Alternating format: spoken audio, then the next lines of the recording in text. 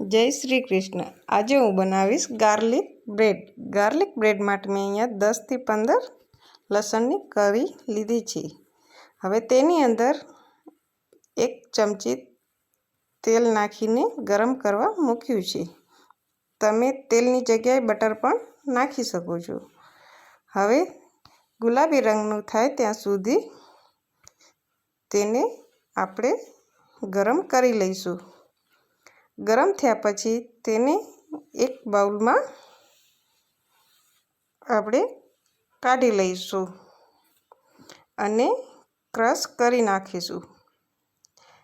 ચમચીથી સહેલાઈથી ક્રશ થઈ જાય છે, ગરમ હોય છે।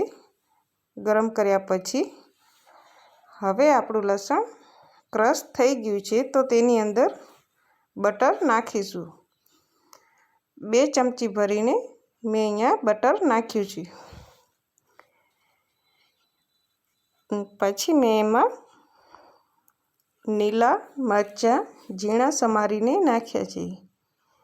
લીલા મરચાં બહુ તીખા છે એટલે મેં અહીંયા 2 કે 3 સમારીને નાખ્યા છે।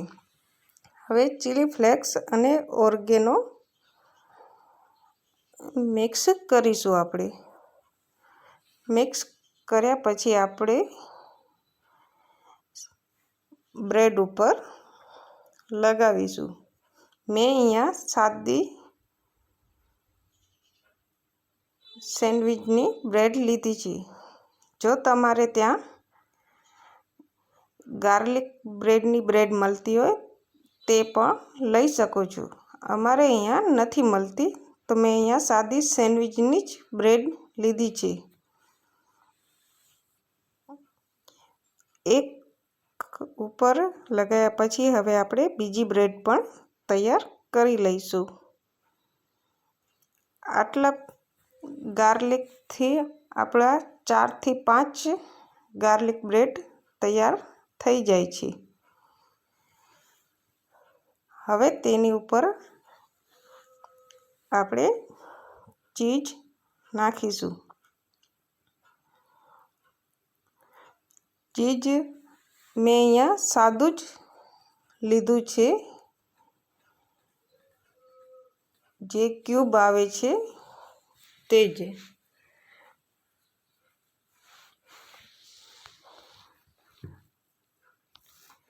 હવે આપણે બીજી બ્રેડ પણ એવી રીતના જ તૈયાર કરી લઈશું।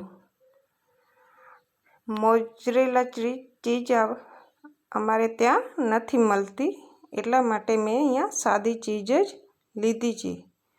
મોઝરેલા ચીઝ હોય તો તમે તે પણ યુઝ કરી શકો છો। હવે તેની ઉપર ચીલી ફ્લેક્સ અને ઓરેગેનો છાંટીશું અને આપણે તેને ઓવનમાં મૂકી દઈશું।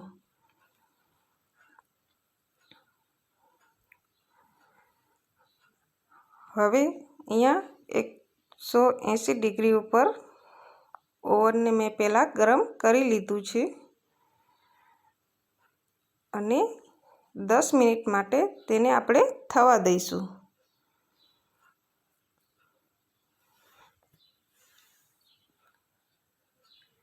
હવે આપણી બ્રેડ